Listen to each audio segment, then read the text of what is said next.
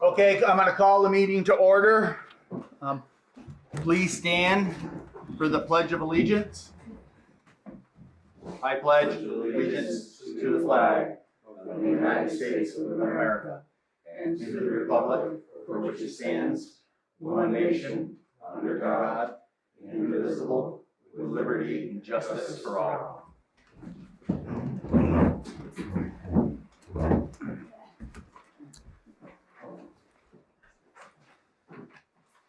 Okay, consideration of any changes to the agenda. I don't have any. Unless I anyone had else none. does. I don't have any. Nothing here. Okay, moving on. Approval of August 8th and August 31st minutes. I move that we approve the minutes of August 8th and August 31st as written. I'll second it. The ayes? Aye. Aye. Approval, revision for clarification, re-cook fund on July 11th minutes. David, do you want to explain what we're clarifying? The way the minutes were,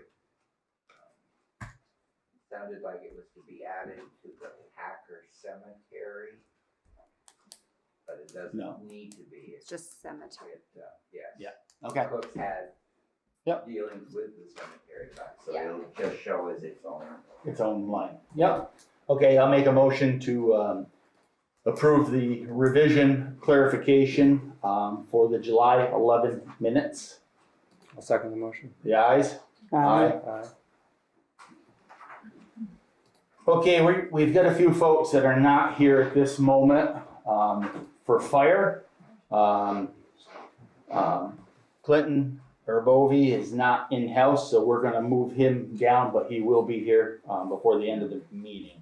So we'll move to the treasurer monthly income and expense report. So Liz is at her meeting, so she sent me a page to read. Okay, she says, as I'm away at my first annual Vermont Municipal Clerk and Treasurers Association in Lake Maury for 2 days, I'm submitting my monthly report in writing this month. It is the most exciting of the year, and I could not pass the baton back to David, although I imagine he will be able to answer any questions if needed. The balance sheet.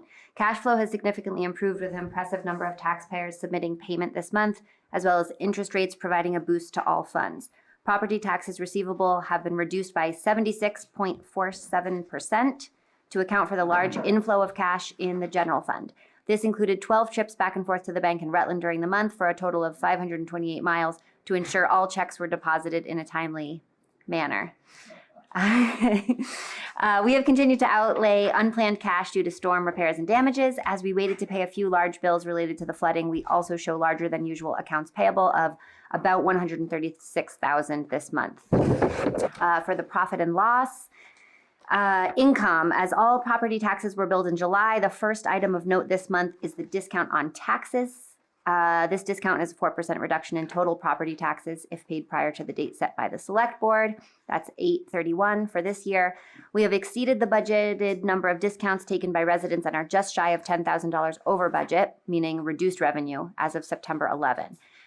She says, I don't expect to receive any more payments that are postmarked 831, but we will honor the discount if they do arrive. Interest income is almost 50% of the fiscal year's budget as of the end of the month, so it's very likely we'll exceed the budget in the next few months. Of note in intergovernmental income are 2 additional quarterly state aid payments paid in advance of the normal timing in order to assist towns with road damage fees related to the July storm. And there was a boom in solid waste labels sold for the month of August in anticipation of the increased rate, with just over $8,000 in labels sold, 28.7% of the budget. We received $6,000 payment toward the municipal planning grant in process regarding the Belmont Village plan. And then for expenses, she says we are slightly ahead of budget in solid waste expenses for the month. There may be some seasonal variation that also may be due to flooding. Summer labor expenses are significantly lower than usual, as many hours of time will be allocated to the flood/storm damage total. Winter sand, as approved, has begun to be stockpiled. And the biggest expense to date is the flood damage. Currently sits at $363,057.61. This number will continue to climb as we further finalize more of the damage repair. We met with our FEMA team and the state in August. They have estimated a reimbursement timeline of up to 2 years. This timing will be impacted by other disasters occurring in the country at the same time, as well as the mechanisms of government funding, both federal and state. And we will eventually need to apply to both for final payouts.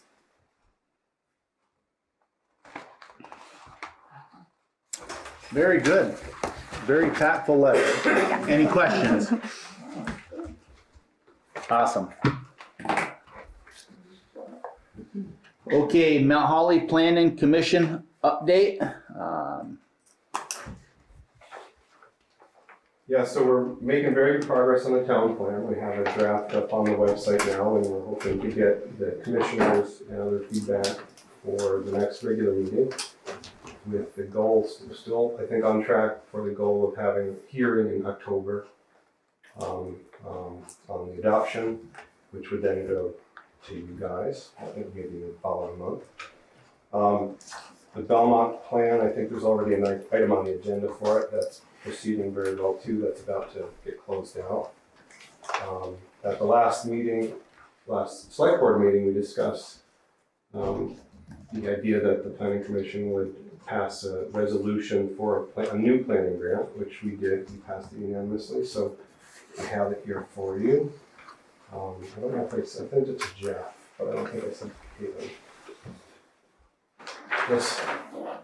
So it's up to you if you want to pursue this for a housing study or anything else, really. So I don't know when. Is the deadline kind of October? The application deadline, so the application would have to be written, fairly soon if you do want to pursue it. And then I think the only other thing I have is I did some follow-up on the camper stuff as requested.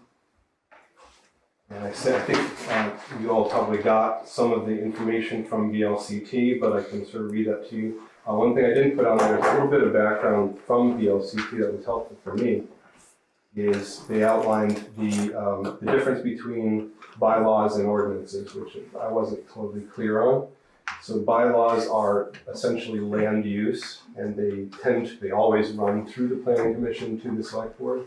Ordinances go straight to the select board. They don't go through the planning commission, typically, unless the select board wishes for that to happen. Ordinances are an exercise of the police powers. So there's, I think, maybe 20 of them. They're sort of enumerated. They're not very expansive. So with that in mind, I wasn't totally clear on what the reason was for the interest in campers. So I just sort of asked more generally, what powers might the town have to do something about it? And this is what they said. Regarding a camper's, trailer's, campgrounds ordinance or bylaws, those will likely be best addressed through a zoning bylaw as they relate to the land use within town.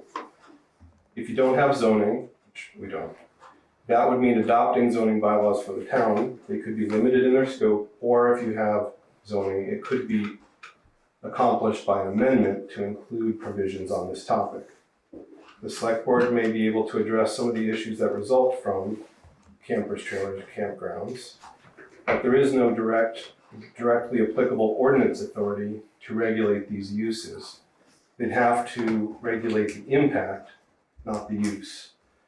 An ordinance wouldn't be able to dictate where and under what circumstances those uses of land are permitted. Only zoning can do that. If you are considering adopting or amending zoning bylaws, let us know and we can help you. So then I followed up, okay, well, what are the ordinance powers that you're describing? Because zoning is, we don't have that. So he continues, this is Kyle. An ordinance will be limited largely to addressing some of the effects of the campers, trailers, or campgrounds, but not regulating their placement or existence. The only ordinance authority that appears to be applicable in this situation is the town's nuisance authority, which is 24 VSA 2291, paragraph 14.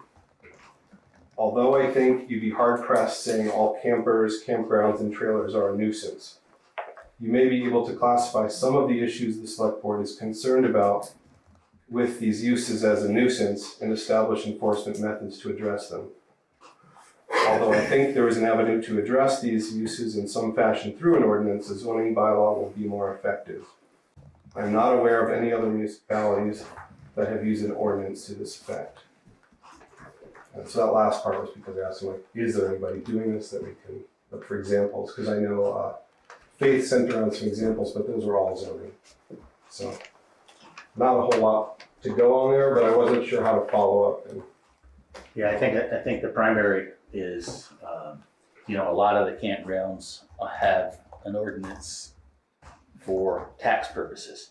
So campers that are left within a area for 180 days or more are taxable by the town.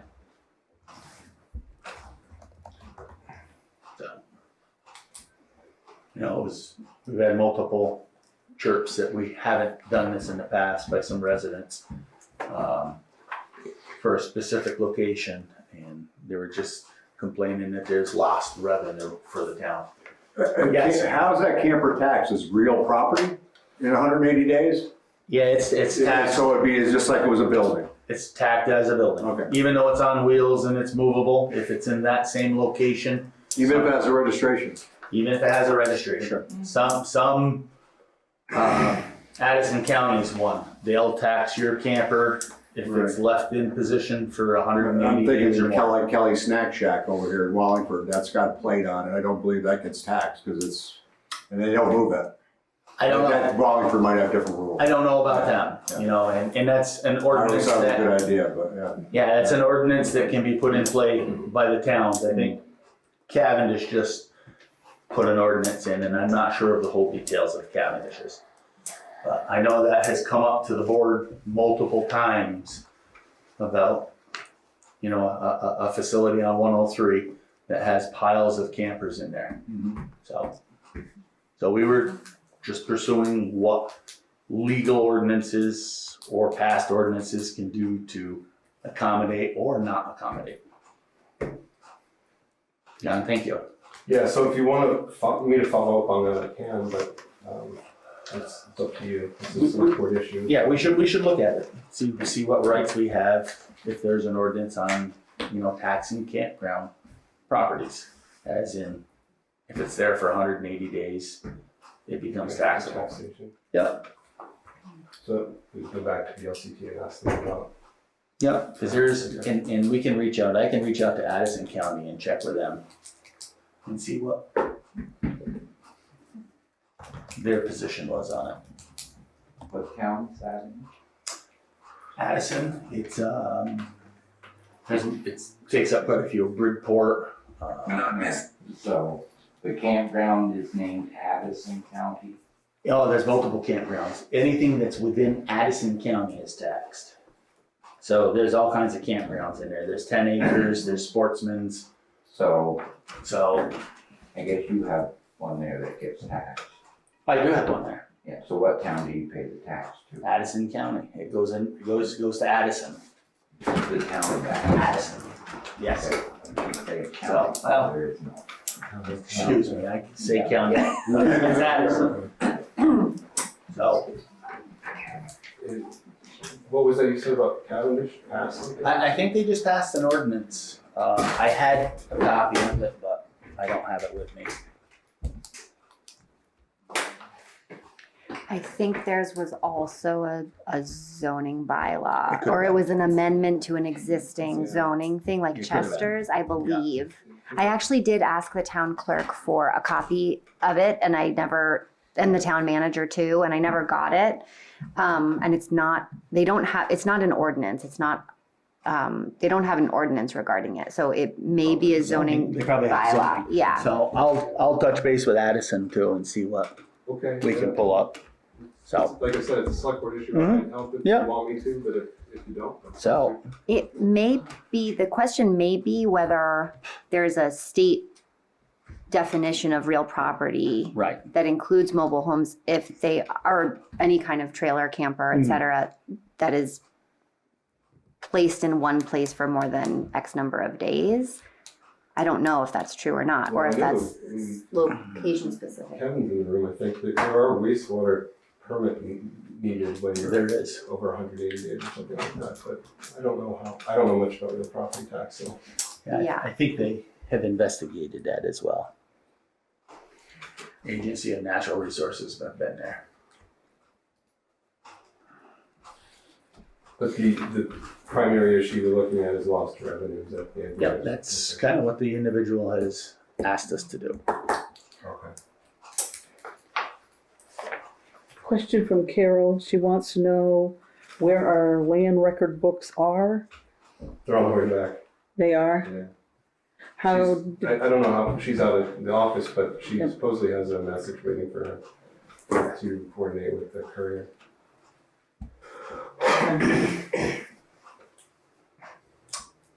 Any other questions?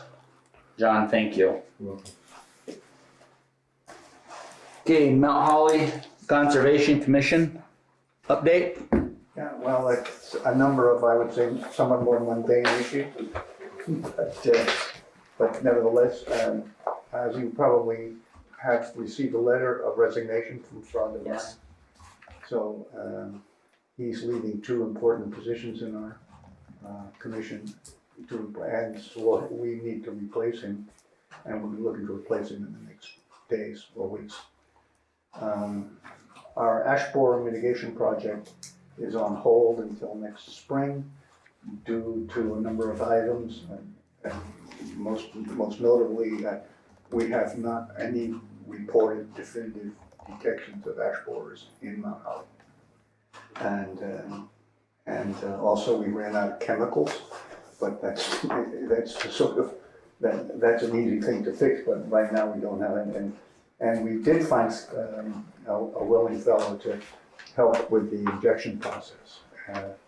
So I think when we resume next year, we'll be in good shape. One question which we had, which we haven't seen any output of, is we thought there was going to be water testing in Star Lake this summer. And did that occur? Does anybody know? I do know it has not occurred.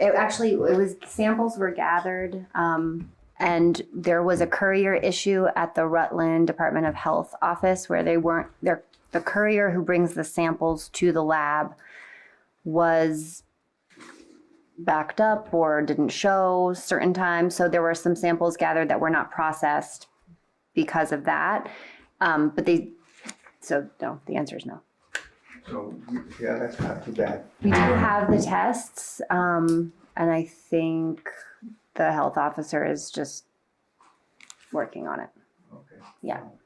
Anyway, and the Star Lake improvement project, I don't know whether you're familiar, but there's a group of people that are starting to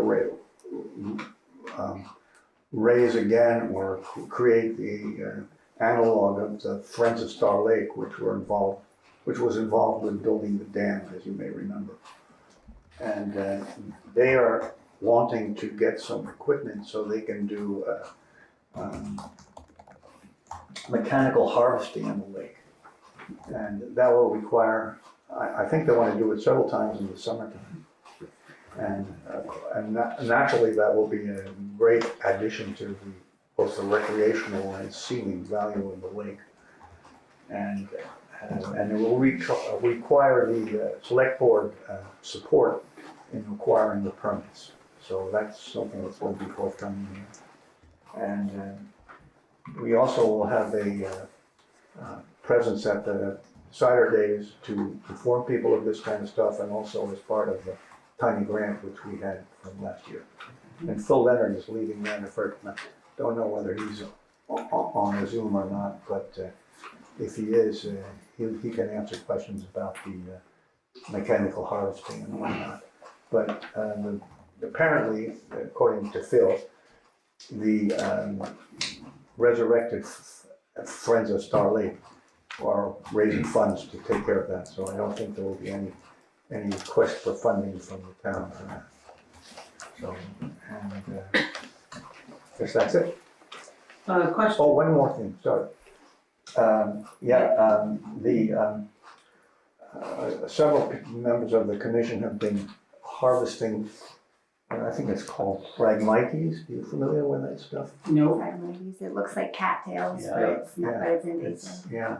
Well, anyway, that are growing on the berm along the road where the fire thing is. And the proposal is to plant some indigenous plants there. And hopefully they'll keep the Phragmites down. And so we need the select board to tell the people that mow there not to mow the berm, because then if they plant stuff there, they'll mow that down too, which we don't want to happen. Is that something you can put up markers to show where is that for them? Because that might be helpful for them. It's the whole berm itself. I believe so. I haven't been directly involved with this. I'm not sure exactly where it is, but it's clearly the berm that runs along the road there, and how far I don't know. But I suspect most of it. Yeah. We can coordinate. somehow. We can flag it. We can reach out to the Fitzgeralds. Yeah. Well, they're the ones that are going on. Yes. Okay. Yes, John. I guess just one comment, not to be like pessimist here, but has anybody involved in that done management of Phragmites before? Yes. Okay, because Yes. Thank you. okay, No. it's not going to work to plant something over it. It's a really nasty stuff. Yeah. So Well, they've been told Don't get your hopes up. I don't think they intend to eliminate Phragmites entirely. I think they need to control it.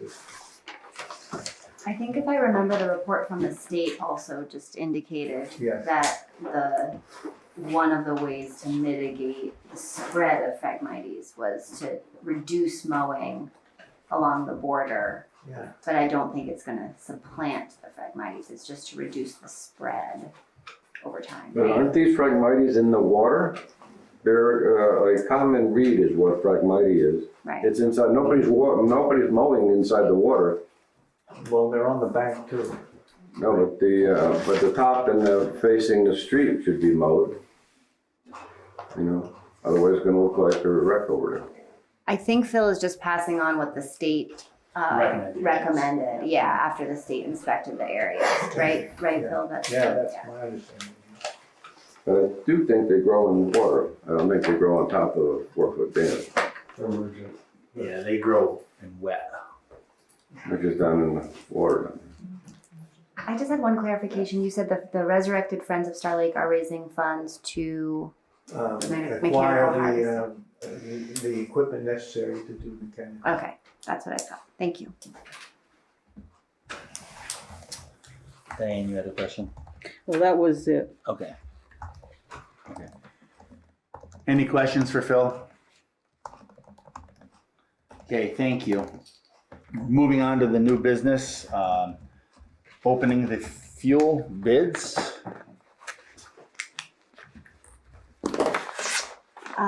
So we received one bid per the bid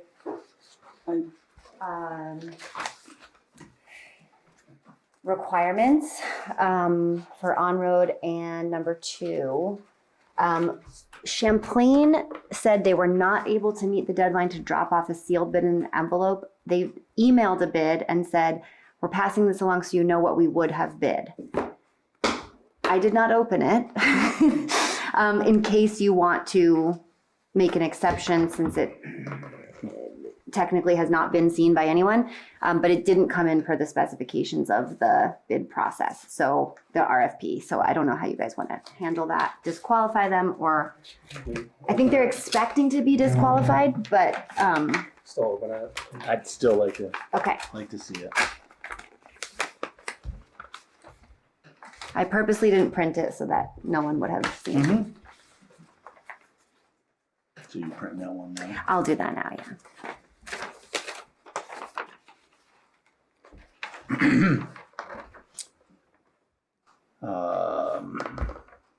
Okay, number 2, heating oil by Marcel Oil Company. 20 cents over rack price. Today the price would be $3.55 a gallon. We'll cap the price at $3.95 from September 1st, 23 to May 31st, 24. All furnace and boiler cleanings would be $175 per unit.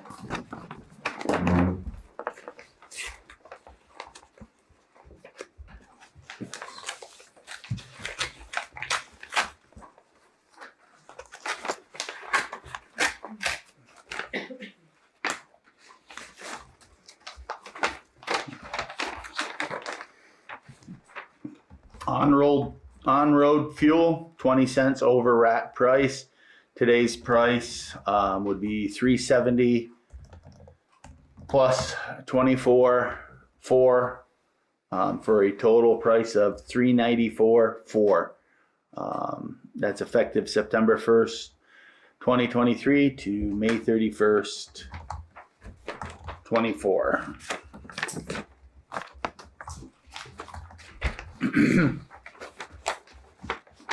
I think it's that he's upping the price at least through, what do you say, May 2024? And Champlain fuel, number 2, heating oil. Option 1, fixed price would be $3.23. Plus 20 cents would be $3.43 flat. Then the fuel price for the diesel fuel to the town, it's rack price plus 15 cents, would be a total cost of $405.07.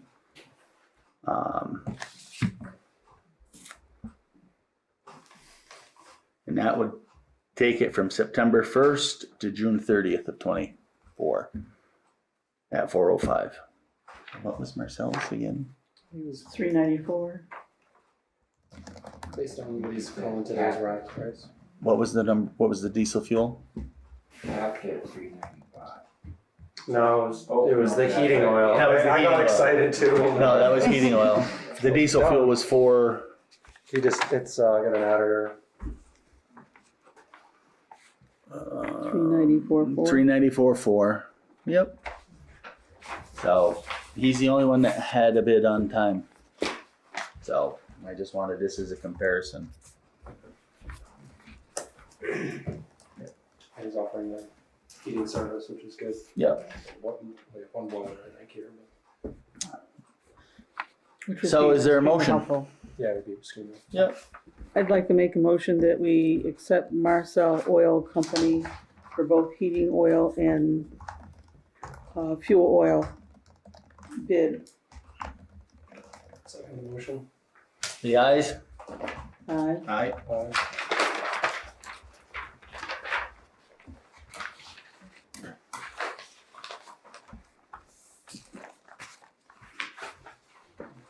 So number 2 then.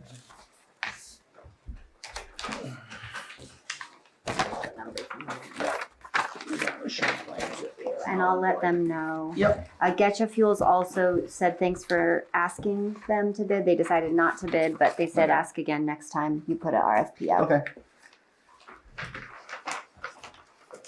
Okay, moving considerations of Rutland County Solid Waste Reduction in Diversion Grant. So this, I just put the cover letter in your packets just as an overview. There's a lot of guidelines, there's very specific guidelines for what they're looking for. It's a 50-50 grant, and RCSWD is asking all member, inviting all member towns to submit grants. It's essentially a grant for educational programs to help divert waste out of landfills. So encouraging people to use composting, recycling, scrap metal, etc., so that there's less going into the trash.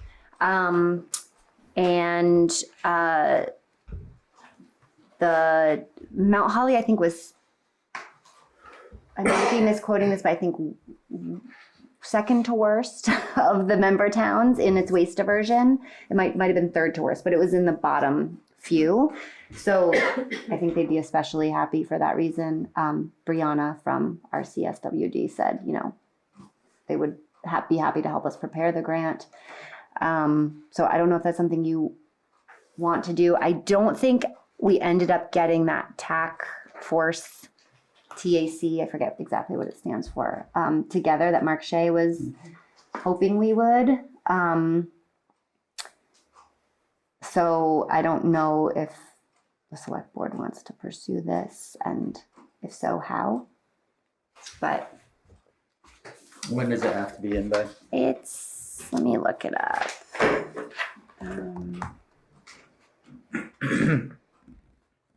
I did receive the flyers that you sent through, Caitlin, and they're going in this month's chit chat for everybody to Okay, read. Hopefully it will help many learn how to sort. yeah, let's see. She says,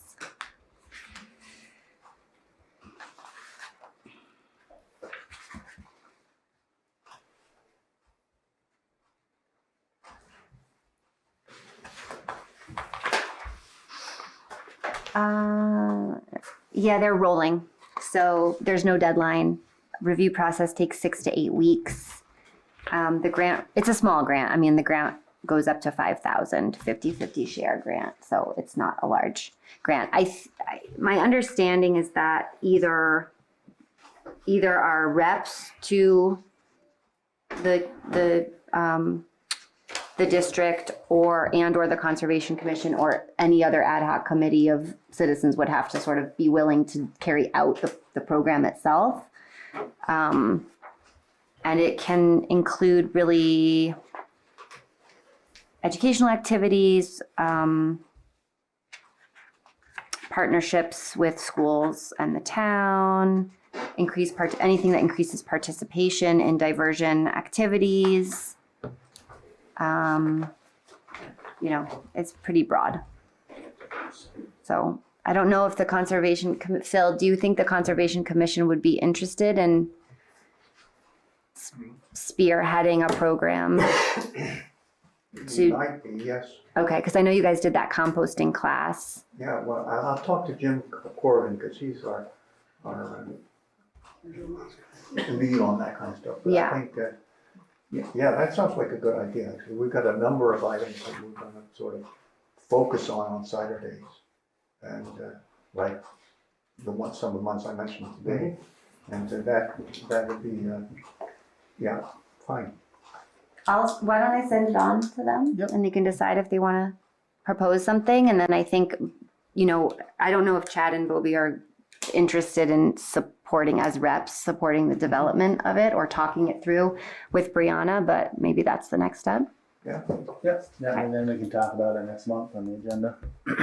When's it due? There's no deadline, it's just rolling. Well, it would clearly, So, yeah, okay, but I don't think we need anything before Saturday, Right. so. yeah, it looks pretty straightforward too.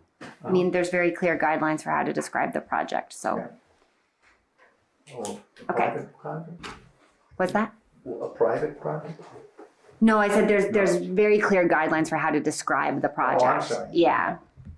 Yeah, okay, Oh, perfect. great. Okay, Cider Days planning. Oh, sorry, you skipped personnel policy, I think. Did you? C? Oh, I did. Yeah, my mistake. My apologies. Consideration and approval for personnel policy updates.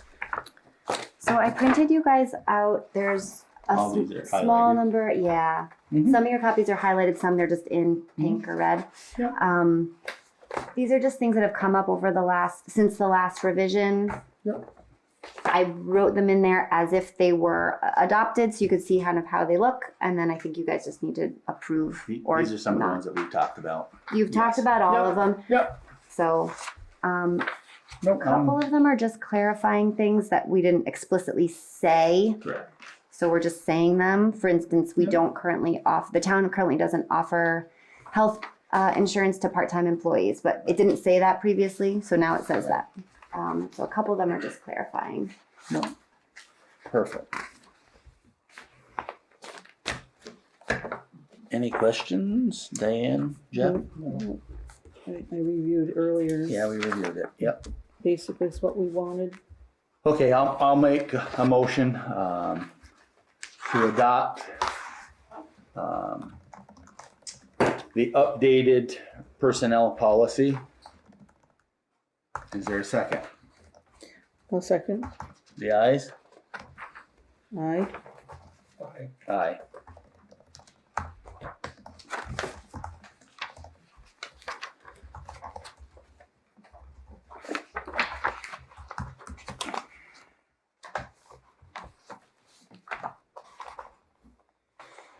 Okay, we can move on to Cider Days planning. All right, I'm Kevin Halbeek here on behalf of the Mount Holly Community Association, requesting our same road closure for Cider Days. Pass that one around. It's same request as last year, no changes. I believe the dates this year are October 7th and 8th. And it's 10 to 4 Saturday and noon to 4 Sunday.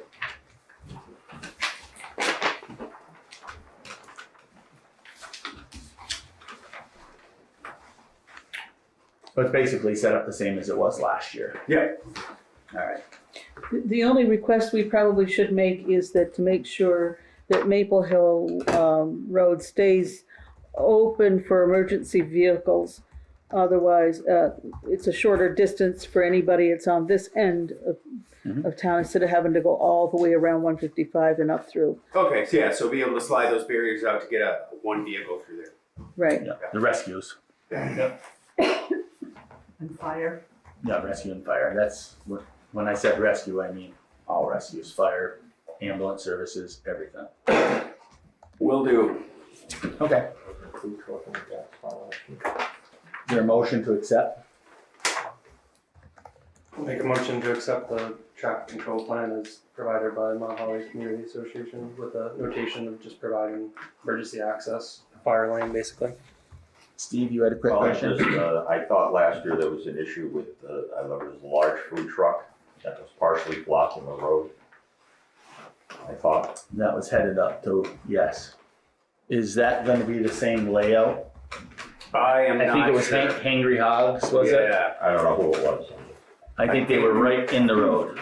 There was discussion at the last meeting about maybe moving that, and I see Jen Burrows is on the call. Maybe putting that across from the general store.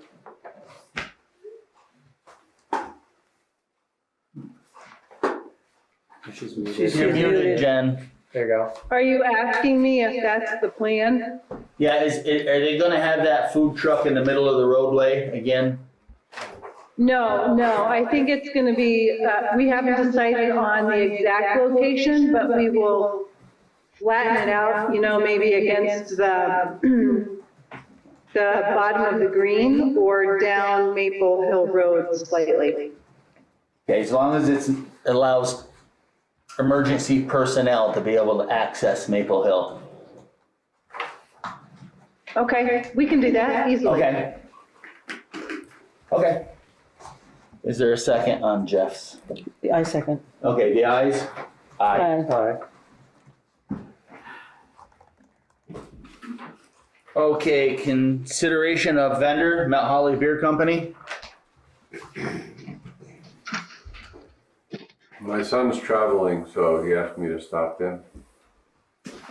You looking for the permission at the corner of the house? Yeah, my daughter's gonna do, she's coming back from her honeymoon, so I'm the only Tilly around, I guess. She's gonna do hamburgers, hot dogs, and in front of the store, picnic tables, like I guess April did a little bit of that. We're gonna try to do it in that parking area in front of the store. She's also gonna do maple creamies, which we haven't had before, which I think will be a hit.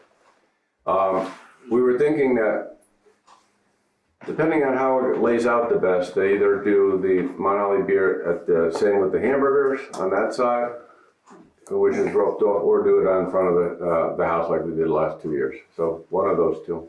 I know the one concern that was brought to us in the past with the alcoholic or beer services there, that it was not confined to the roped off area.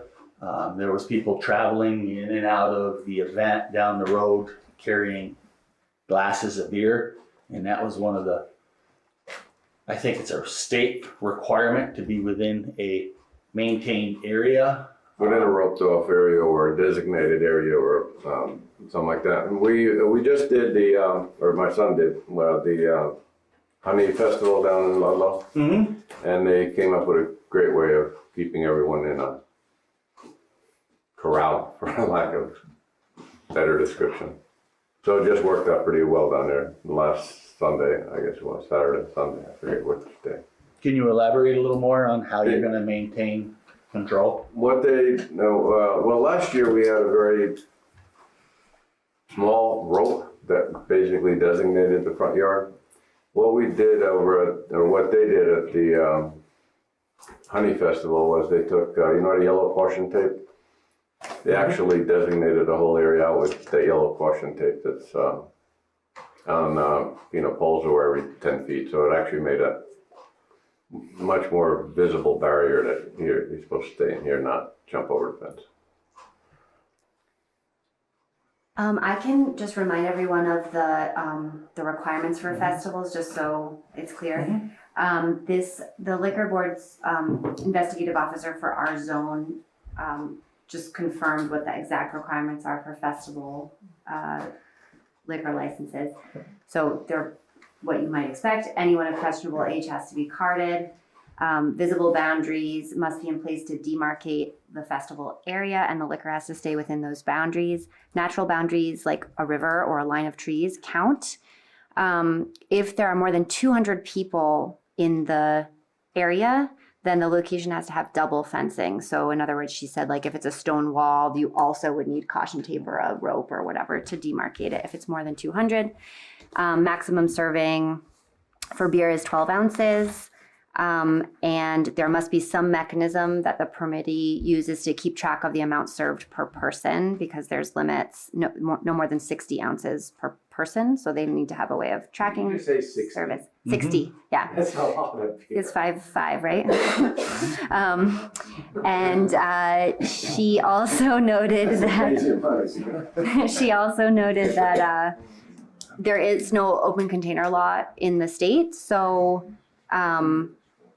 if a local open container ordinance were passed, then we could enforce a local open container ordinance, but there isn't one. The default is that there isn't one. So that's why the boundary is required. Jeff, Dan? So he's gonna submit a permit like he's done the years past. I believe he did already. This is what I had on my desk. I thought you guys had copies, sorry. License. I don't know, did you bring this with you?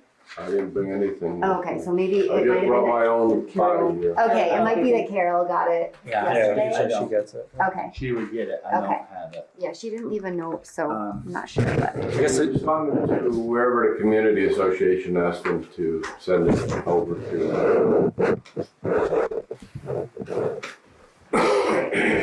Carol would Yeah, have- there is a section here that does say describe the area. And what it says here is the licensed area will be the front yard of 17 Church Street. The fence provides a physical barrier to the north. To the east, there's a rock wall. To the south and west, there will be plastic fencing.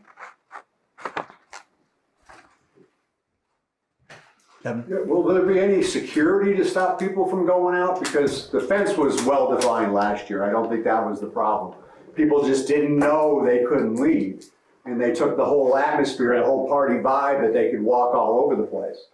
So there would really need to be somebody there at the entrances saying stop, full time, the whole time they're doing. I think that would have to be a requirement for this based on past performance. Correct. The last 2 consecutive ones, I've had photos that were sent to me from concerned citizens that from the alcohol being walked around the event with, you know, their kids and stuff there as well. And then now we're gonna serve hamburgers across the street, which is a natural draw. Well, that's why I mentioned that if we have two fenced off areas, if they're eating a hamburger, they could drink their beer there. If they're just having a beer, they could have it in the front yard. That's what I mentioned in the beginning.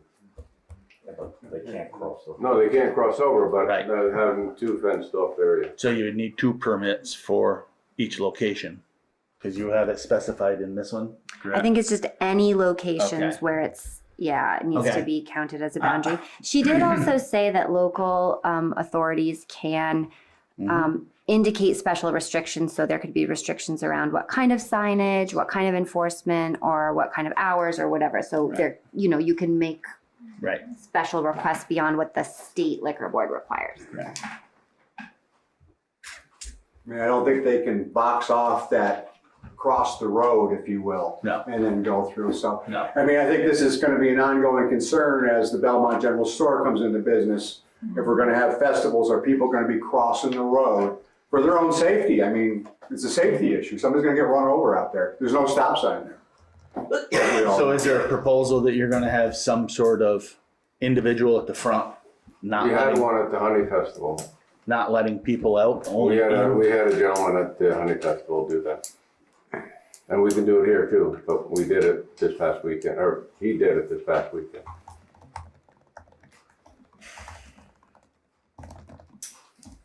What's the restroom situation gonna be for this event, for the festival event?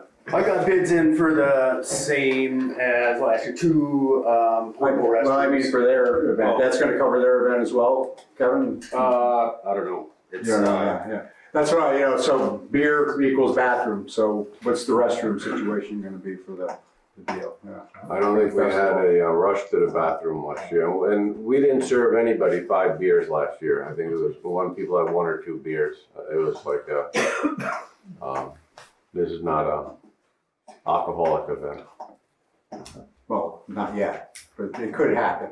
I mean, anytime you're serving beer, I would think you would have to have a restroom. They go hand in hand, I think, I mean. Yeah.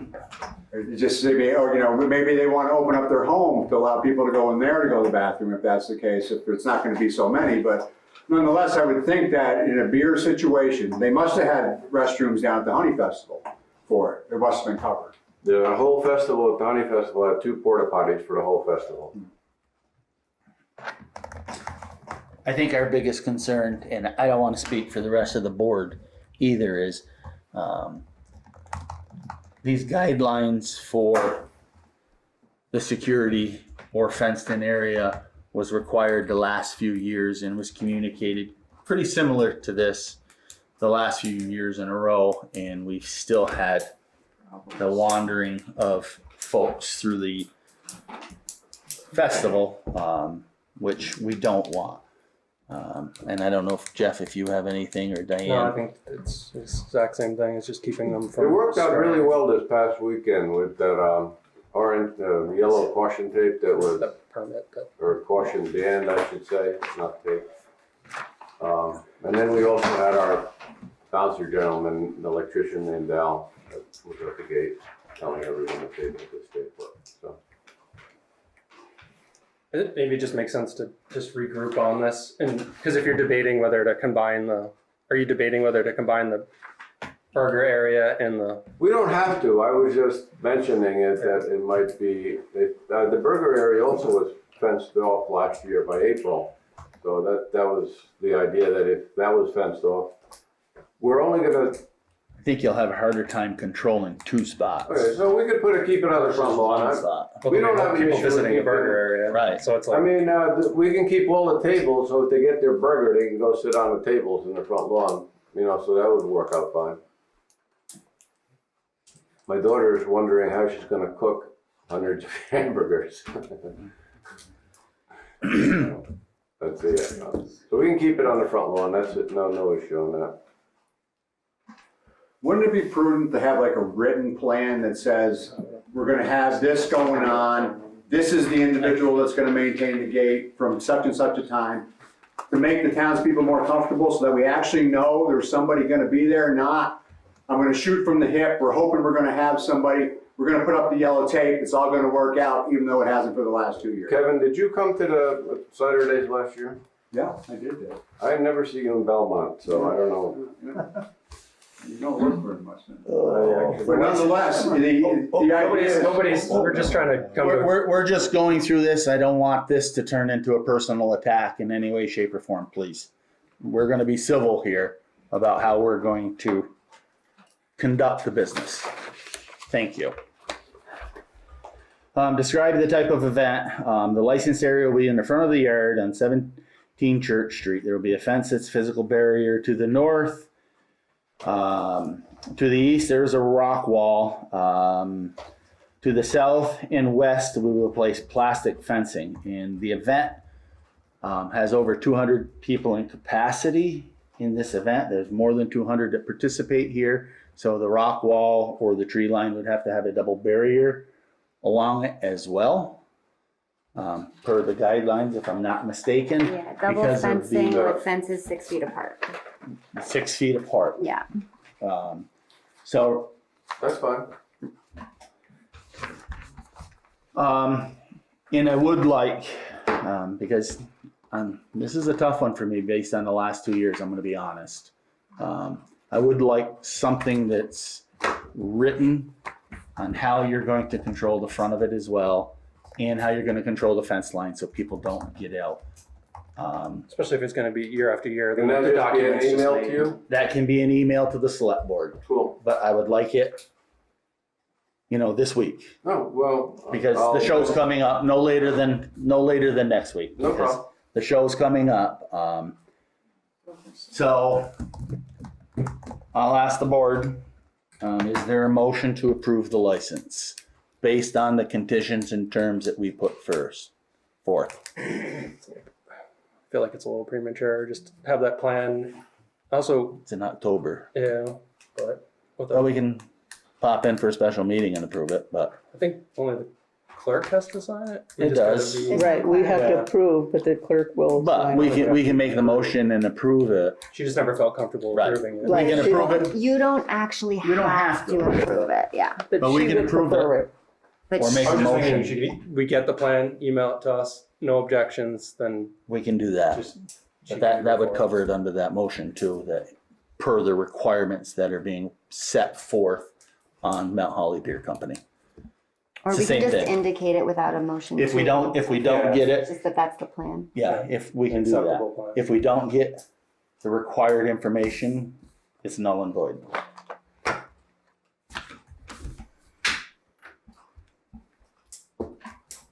Any questions? Steve? Well, I believe they are selling glasses, or at least last year they did. So as part of the plan, that just, you don't want anybody to panic if you see somebody walking around with an empty glass. So I would just recommend a little paper bag for the cup, so it's. Well, for the glass. Yeah, for the They're glass. selling Yep, no, glasses. no, I have several of them, so. Yeah. So. They're like yes. that, actually. Yeah, so that they're taking it, but make sure they take empty glasses out Absolutely. after they drink it. In, So well, nobody- that's part of the security, no full glasses can leave that parameter. And So- then the bathrooms generally have been the church, the museum, and the community association. Right. It'd be nice if the plan maybe had an extra porta potty or two, Mm-hmm. given that. Okay. All right, I'm just, Yep. So you'll have an email out to the board? Yeah, we'll do it tomorrow. Okay. Is everybody clear on what the requirements were to avoid misunderstandings?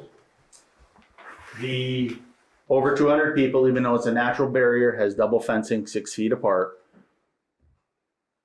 And they have security, so nobody can leave the fenced area, whether it's going under the fence, over the fence, through the fence, only out the entrance and exit.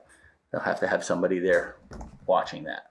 And a plan, I guess, like Yep. an actual map, just so that Yep. we're not, there's no confusion about overlap of the store and the. Correct. and the house. A map that can be used year after year. Once you make it, you'll. Yeah, that's fine. Can I just take a Google photo of the? Yeah, but same. You can take that. This is like Same as this. Okay, cool. Yep. With little boxes noting what you're doing. Okay. And Jeff, did you want a porta potty also? I'd like to see extra porta potties, because I don't, the store's probably not gonna be able to use the bathroom in the store, right? No. Yeah, not gonna be ready. So we have a total of what? It'd be Two porta potties that, We had 2 last year. Was there any problems last year with a not sufficient number of? I didn't hear any restrooms? complaints. Yeah, I don't think there was problems. So that's the plan for this year, is to provide 2 again. Is the community association, Jennifer, okay with the overlap? I know that there was some concerns about kind of not combining the cider days with kind of the beer area. I mean, these Yes. are Mount Holly Community Association porta potties. Are you okay with sharing those? Or would you like, I couldn't hear you, Jeff. are you okay with sharing the porta potties that are supposed to be for cider days? With Yeah, and we also have our building open, so there's actually 3 toilets available. And I think the museum also has. Okay, so I guess there's no concern from anybody about. Okay. All right. Moving on. Okay, we're gonna move to ongoing and old business. ACO search update. We've had one letter of inquiry, but no letters of interest. So the position is still being partially serviced by the old ACO. One thing to note that Liz brought up regarding budget is the select board should probably clearly state end date for the current ACO to stop receiving a stipend. The way it was currently left is that she would perform the field duties until a new ACO was found and be paid at the fiscal year 24 rate. But there was no letter of interest. letter of interest. So I think you guys just need to note if there's The date. she has been providing those services October 1st? into this month. Yeah, normally we pay after the first week after the select board meeting. So for the previous month. Or for the current month. Yes. So she has been paid for August. September. And she has not yet been paid for September, but she has performed. She's been paid for July and August. Right, yes, yes. Are you aware of any calls or any field services? Informally, she mentioned at the dinner a couple weeks ago that she had been responding to calls, but I encouraged her to send a report. She has not sent a report. I guess I'd say continue until we can find somebody, just so we have somebody to respond to a call if it happened in the interim. If she's gonna use that. Is she okay with that? I think she's okay with it, yeah. Yeah. I mean, we could double check. Just keep looking for somebody. Otherwise, we'll have nobody. Okay, to let's respond. let's put it out again to see if we can't reach. I don't know if you want to publish it beyond the chit chat and the normal posting locations. We have not put it in the Vermont Journal or the Rutland Herald. I mean, I kind of doubt people outside Mount Holly would be interested. Right. Correct. Correct. Kevin, aren't you looking for a new position? I totally am, but that's not it. You're right, totally am, but that's not it, right? You have plenty of animals. I know, I have a hard time controlling them. Okay. Well, let's just throw it out through, maybe we can, It's a thankless position, unfortunately. yes, put it in the Sheriff chit doesn't chat. want it? You can't give it to the sheriff? Contract the sheriff or not? You can contract it's not the sheriff, it's the animal control in Rutland, which I looked back through the records and the town did do that for a period of time. It's at a cost, it's like, I think it was 3 times the budget we currently have. Yeah. Something like that. And that was, don't quote me on the years, but it was like 10 years ago or something. Yeah. Yeah. Well, let's throw it out on the news flash and in the chit chat again and keep it see if we going. can't Generate interest. generate some interest. Okay. I'm not doing anything. What about Chris? Chris is already halfway there, right? And this will bring up the next one, dog license registration update. One She's One down left? to one. left. From 105, right? Right. That's awesome. Wow. That's awesome. And I think we should send a letter to make it a point that the select board will do something if people don't comply. So that brings us to the next item. Next item. So the state does have a mechanism for enforcing registration, licensing of dogs. It is a warrant to impound unlicensed dogs. If I'm not mistaken, there is a grace period until June, and then some municipalities issue the warrant at their first meeting or consider the warrant at their first meeting after that deadline. It's obviously been a little more than that for us. Often there are many remaining unregistered dogs, and then the warrant is issued. And essentially what the warrant does is it commands the ACO or the constable to impound a dog that's not yet registered and make a complaint to the owner and report back to the select board. So the warrant is actually not between the select board and the dog owner. It's between the select board and the ACO or the constable, who then does the work of communicating with the dog owner. And then the ACO or constable has 90 days to report back to the select board about the number of dogs that were impounded. There is also a provision to destroy dogs in a humane way that cannot be placed in a shelter or a rescue organization after they've been impounded. So that's what the statute lets you do. You don't have to issue a warrant, but that's what the state gives you the power to do as a municipality. Okay. And I don't know, this is something we could ask VLCT.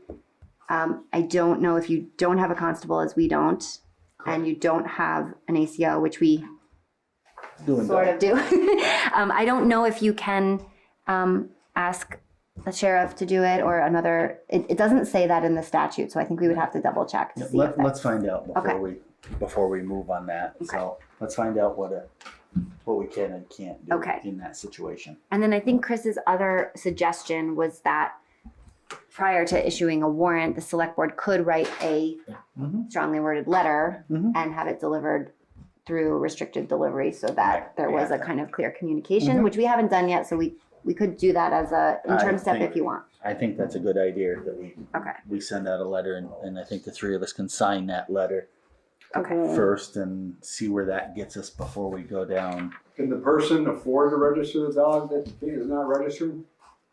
Chris?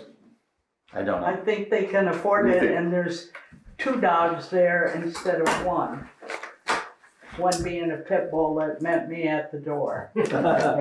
The state also in the statute, I did see there is a provision for waiving the fee if there is a financial impediment to registering, so that people can register and be in compliance with the law with the fee waived. So that's the power you guys have to waive the fee. Okay.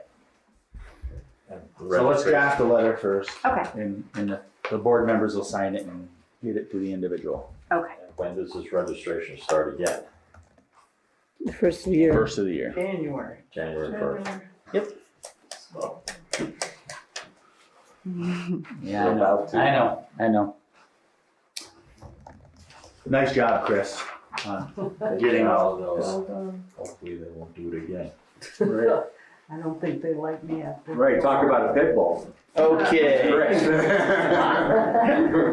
You know, I know Clinton's not here, but I know Jeff can talk a lot. The July 9th storm recovery, infrastructure repair update. Yeah, I think they finished Fieldville Road. Yeah. At least with the stone placement. Independently going to go out and get the guardrail, get pricing, going to review it, and then there's only 2 providers, so we'll choose one of the 2 providers in the state for guardrail. And I'm not aware that they've started on Freeman Brook, but I haven't ventured out there to remove the rest of that gravel from that RFP we had a couple weeks ago that we opened. And I have not been on Shunpike recently. I don't believe that work has started either, but I was there yesterday. yeah. I haven't been there. So So, I've kind of been out of touch with yeah. the repairs and but the paving is done, which is they've done the annual paving, but they still got to do the repairs. Patchwork. Patchwork, yeah. And then as far as FEMA public assistance update, Liz provided that in her letter, and then the VEM hazard mitigation. This is something I had been working on. It's for buyout of properties. If landowners so choose, they can apply. We have to sponsor. This is different from that other program with the NRCS, and that was just for street like erosion repair. This would actually be buyout, and we have one individual that wants to move forward has agreed to move forward after a meeting we had last week with the state, and they're on Zoom, and if they want to speak, they can. But I think it's in benefit of both the property owner and the town, probably for future damages to work with them. And it's 100% grant. We just have to do some reimbursement because like the appraisal, we'd have to be the go-between between the state and the appraisal company, and then the actual handing over, if they got approved and they agreed on the value of the appraisal, would be direct payment to them from the state, so we don't have to handle really the big sum. And then there'd be a demolition, and we'd acquire the land at the end of all this. So step 1 is just to apply. It doesn't necessarily mean that they'll get approved, but yeah, I don't know if there's any questions. The individual is on Zoom. Because I've talked to 2 other people, but I haven't got to the point where they've actually agreed that they want to apply. And there's no deadline. It's just starting the process. So is there any questions, concerns with the VEM hazard mitigation program? So I'd just like to, if there's no questions or concern, make a motion. So if there are any questions. No, is there a motion? I'll make a motion to apply for the VEM hazard mitigation program for flood buyout for the property on 155. I'm going to omit the address just for confidentiality. Not that I've been requested to, but it just as we move forward with this process, there might be some other homes. So and I don't know how that works on the record, but just I guess just a motion that we're willing to sponsor individuals for this program. Is there a second? I'll second. The ayes? Aye. Aye.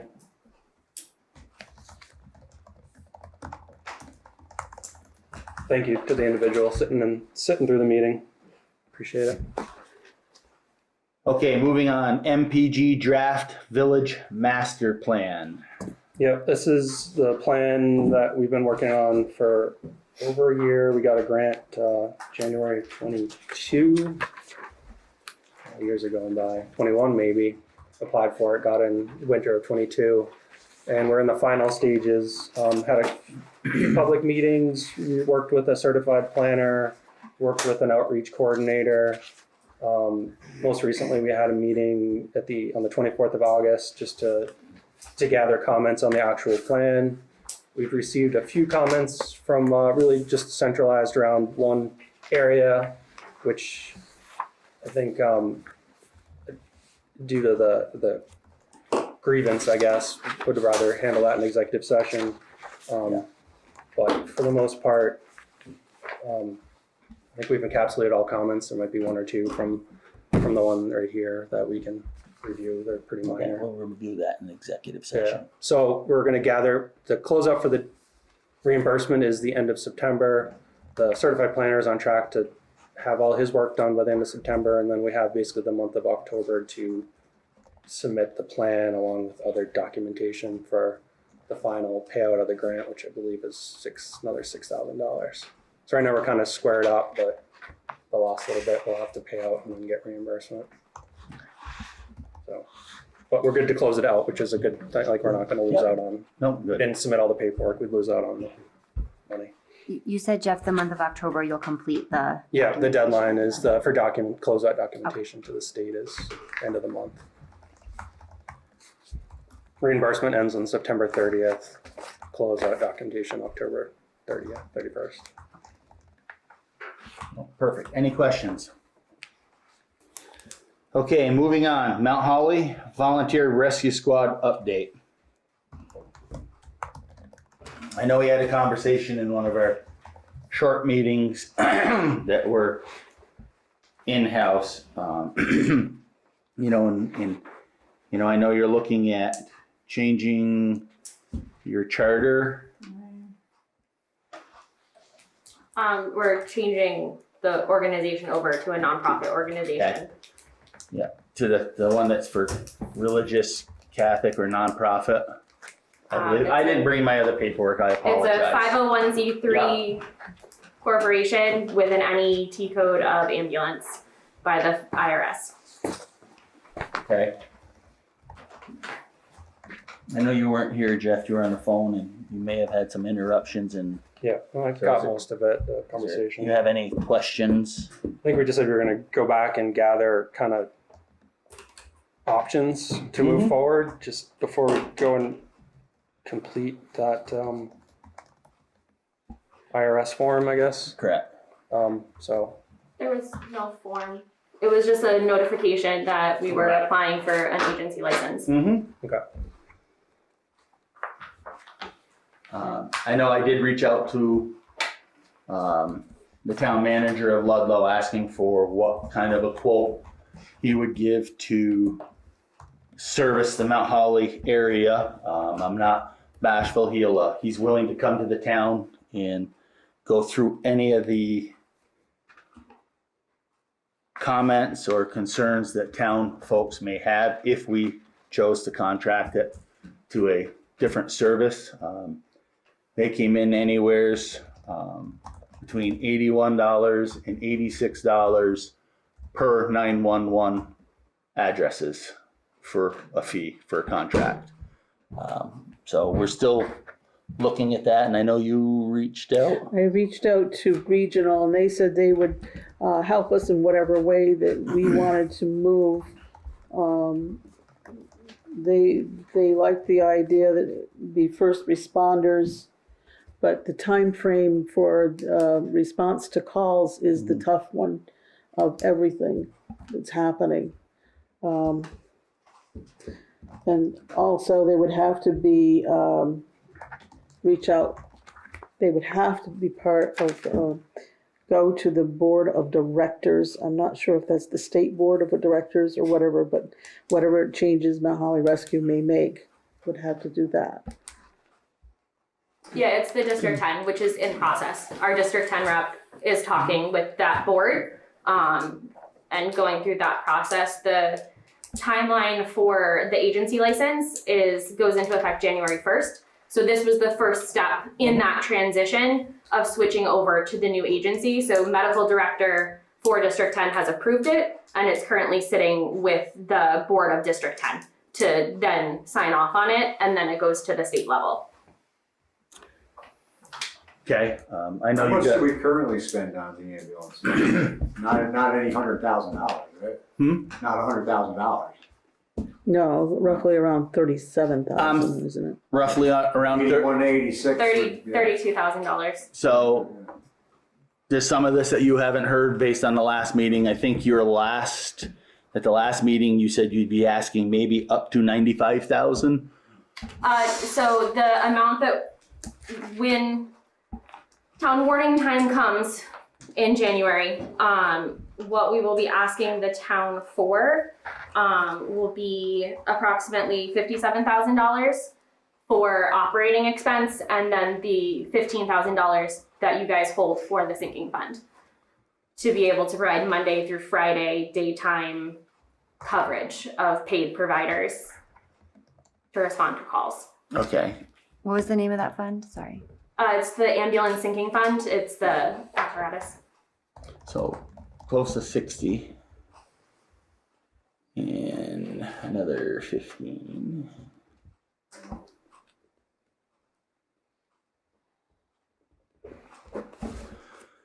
So, by going to this route that you're choosing to go down, how is that going to help the response time for the community, for the ambulance service? The vast majority of our calls occur during working day hours, and all of our members have jobs. Yep. So by having 2 individuals at the building during working hours, we are then able to cover those calls. And it also relieves a lot of the kind of toll on the volunteers, because every time that pager goes off and you're at work and you can't respond, you just feel like a horrible human being because you didn't get into this to not help. So it also kind of lowers that emotional toll that makes people more available when they're available to respond. And it also will enable us to do a little bit more outreach, because we're just trying to cover calls. We don't have the bandwidth to recruit and to look for other members because we're just trying to survive. So having that person available with the time to do that, I hope, will enable us to even have more members a year from now. Is that a 5-day-a-week position, 2 people at the cost of per hour? It'll depend on certification level. Between $15 and $20-ish an hour. It will be based off of what regional ambulance pays, is what we're using as that framework. That's quite a bit more. So if we say roughly average at $18.50 an hour,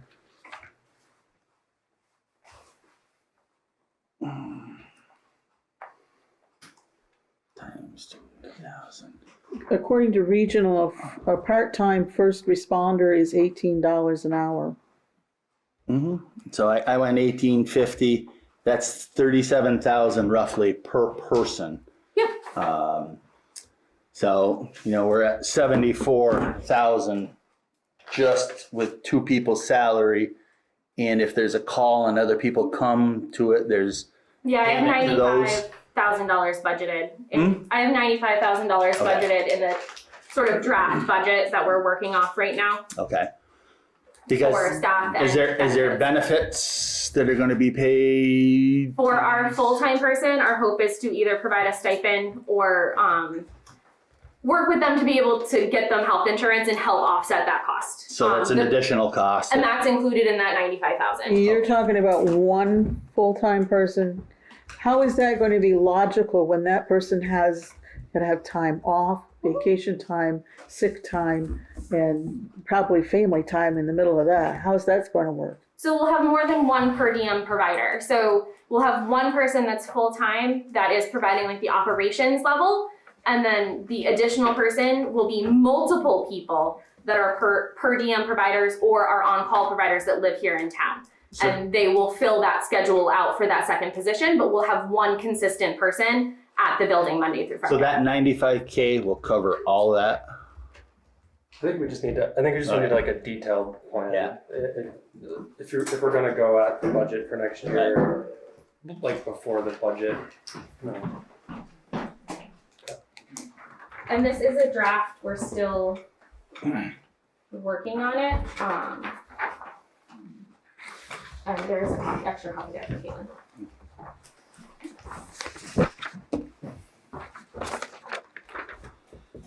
I do know there's been a number of calls that's happened after hours, after work hours, and then there has been some weekend calls that rescue has not responded to this last weekend in general. Maybe before we get any deep into a huge conversation, an hour and a half into our meeting, we can get the call log for since January 1 and. So our call logs are based off of our fiscal year. Well, since whatever's reasonable. Yeah, so like that's how our calls are recorded for our response rate. And yes, 100% our response times rate, our response percentage is not great, and that's what we're trying to fix, but it's not something you can fix at one time. We have. Do you know what that response rate is? We're somewhere between 30 and 40%. We go back and forth, just kind of depending on the week and how many calls. We're also experiencing an insane increase in our call volume. At the end of August, we had already exceeded our first quarter calls from every year in the last 4 years. So the sheer volume of calls that we are responding to or getting toned for has increased dramatically this first quarter of the year. So your fiscal year starts on? July 1. Can you do last year's? Yep. And that's, that one was around 40, 44% of calls we responded to last fiscal year. I guess what I'm envisioning is if we're gonna vote on it as a town or an Australian ballot, that we've got 3 months to just kind of formulate, Yep, and that's kind of like, this was something that I was looking at starting to talk about a month from now to get the information out to the community and explain what we were looking to do and sort of saying like, look, we see there's a problem and we're trying to solve it. It's just been the timing issue of when all of the things have sort of fallen into place, and then the flooding not letting me get to the building for a couple days, and then camp got a little crazy. So just playing catch up. Kevin, you had a question? One question, does selecting Ludlow or regional mean the dissolution of the Mount Holly ambulance? Yes, it would. Yeah. And I don't think regional is not an option. Regional is not an option. Regional's not an option, so selecting Ludlow at that cost would mean nothing for these guys. Correct. Okay. Yes. One question, when the ambulance come, when they respond to my home, my insurance pays for that. So how much are they getting every time they come and pick up my husband and take him to the emergency room? You're talking Mount Holly? Mount Holly Rescue. I don't know what their billing is. So that depends on insurance. Everybody's insurance pays differently. We bill about $880 a call. That's the going rate for the industry. That being said, for a patient who has Medicare and Medicaid, the money we receive is less than $350. So we write off about $530 for every Medicare and Medicaid call that we respond to. So do you bill out non-Medicare, non-Medicaid? Yep, and those are all paid depending on contract agreement. Some of them aren't paid the full price. Some of them pay a discounted rate, just like you see on your EOBs from the hospital. It's all based off of that. Very rarely do we get the full amount that we bill. That's why that billing number is so high, is to then, it's just the way medical billing works. You bill high so you get something back, unfortunately. Okay.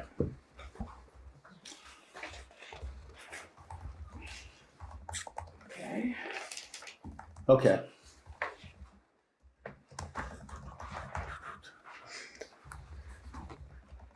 I'd be really interested in seeing how much they receive from billing in a year, and then how much in memberships. That's another source of income, right?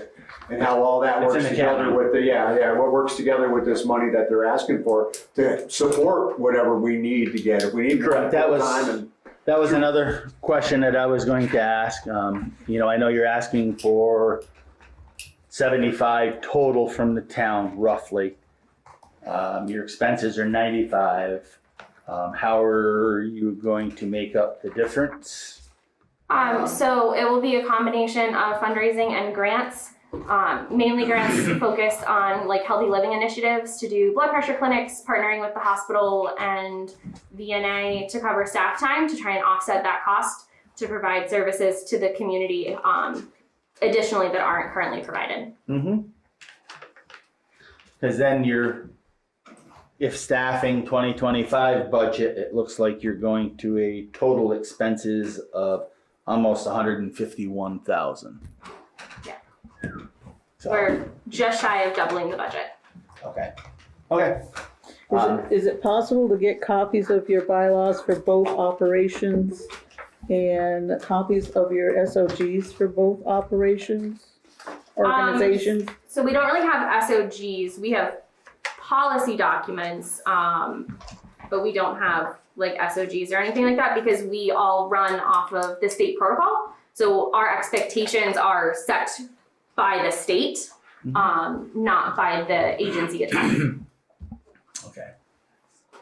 Okay, and you have copies of those that you could I provide? can get you copies of our policies, but they're very generic, like sexual harassment, drug use, those types of policies. Everything else is dictated at the state level.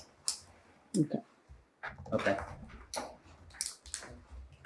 Again, like I said, I did reach out to the town manager of Ludlow. He's willing to come up and have a conversation at our next meeting. I think I will set that up. So if Rescue wants to come as well, so you know that, you know, I'll have the Ludlow town manager and the head of the ambulance service for Ludlow come in and talk to us anyways and give us some ideas and so forth. moving forward on whichever path we determine to go. Jeff, any other questions? Diane? Okay. Okay, if any questions for the Mount Holly Rescue beyond what went on? Okay, open for citizens, community comments, concerns? Yes, Kevin? So I'm just wondering, say I'm a guy from Connecticut, I come up here and I buy the Brooklyn pub. Whether or not I have honest intentions or dishonest intentions, I don't have any contact with anybody, I just come up here and buy it. How do I know what the rules and requirements are to run that establishment? The administrative officer come and visit me, or it would be up, the onus on me to come to the town hall and find out? It's up to the owner's responsibility to seek out what state regulations are and or any town regs or ordinances for an establishment. You'd have to reach out, if you're gonna run it as a bar, you have to reach out for state licensing and so forth, yeah. That makes sense, I'm just wondering how that person would know. You would think common sense would be the thing that you would go by, but some people don't seem to have it, so you wonder, if you don't know, if you wanna pretend there isn't any rules, and you wanna operate like that, does anybody ever inform you? From here, from our town? If you're in violation, whether it's permitting, you know, it would go to the planning commission for the permitting. That's gonna be part of the start when they come into town. So, and then, you know, it's each person's responsibility to understand and go to Act 250 in the state for anything that's above us.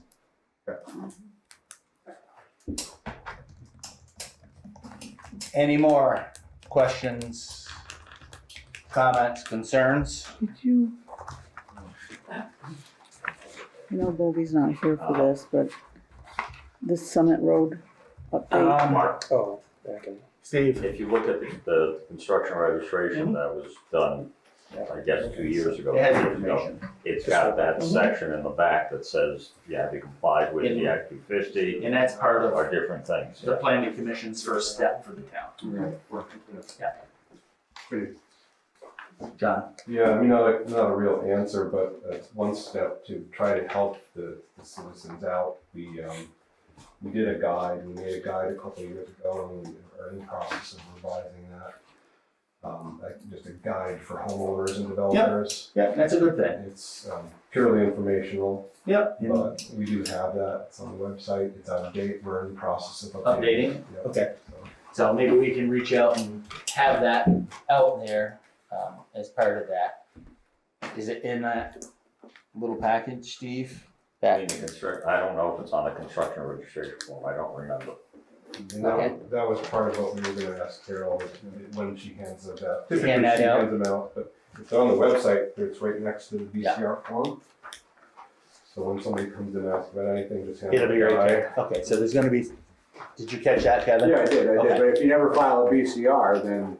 Correct, then there's, you can kind of pretend that you don't know what's going on. then there would be some other penalties that would have to come forth, you know, for the licensing or the permit. And Okay, all right, good enough. it's kind of lenient. Right. Okay. Okay,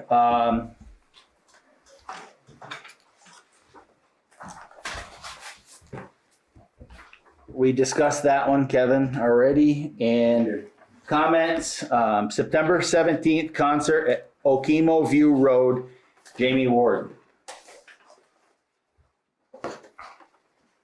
We took away his invitation a week ago, and he found an alternate site to do his concert at. Okay. So that is null and void? It is. Okay. We thought we were doing a nice thing for the town, but I guess that wasn't the case, so we took away his invitation. Okay.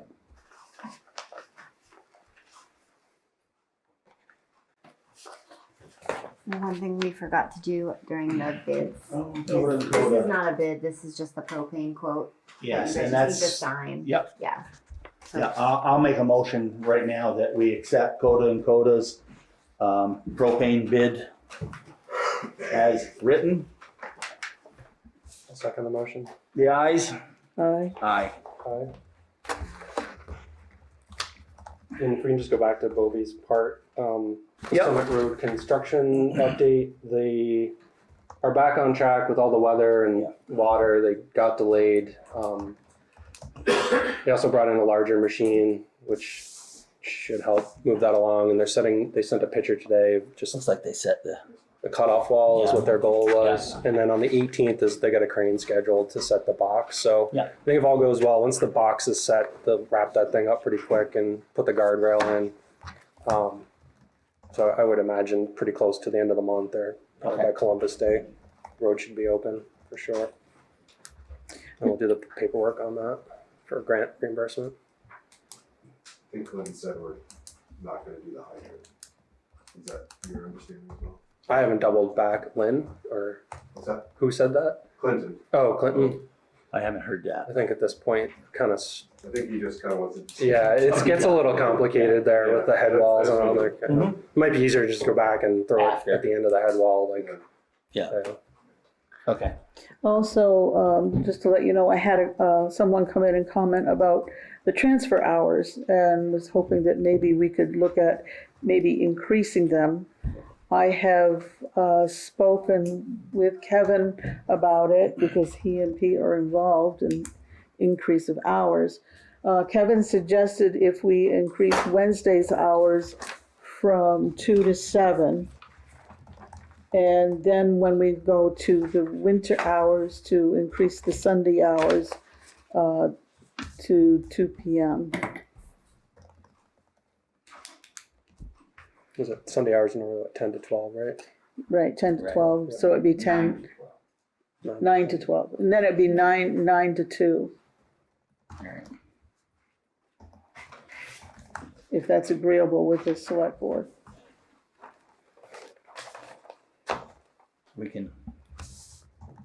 We'll have to look and see what's in the budget to make sure we're not gonna encroach on the budget.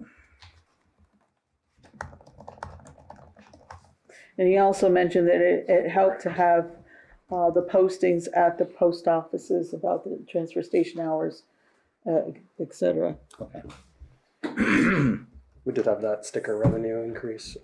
Right. That we weren't budgeting for. When you look at the budget too, I noticed the other day that there's a lot of signage with the current hours. So if you do change the hours, there'd probably be relatively modest, but signage costs as well. Right.